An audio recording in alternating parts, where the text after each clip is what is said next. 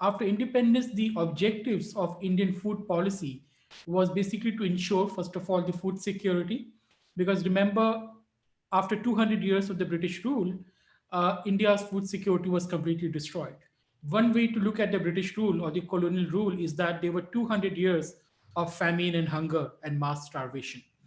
So our first priority was to build food security so that we have enough food grains available in India that we do not have famines. Second was to ensure that the farmers get enough income from their farming activities, because that was the core of the India's economy at that time, and we really wanted our farmers to have high income because so they can drive up the Indian economic growth rate. And the third was that people or the masses get access to the food grains at a cheaper rate.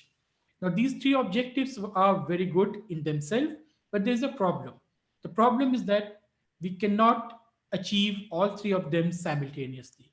Think of it in this way: if we are increasing the higher food grains production, if the supply is increasing in the economy, the prices is definitely going to fall. When the prices of the food grains is falling, then the incomes of the farmers will get affected. They will also decline.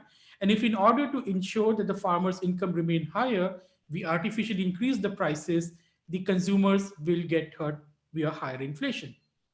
Now, and this is the problem we have been trying to solve, and we have never been able to solve because all these three objectives are contradictory to each other, in the sense that they're not negatively contradictory, but they're impossible to achieve simultaneously.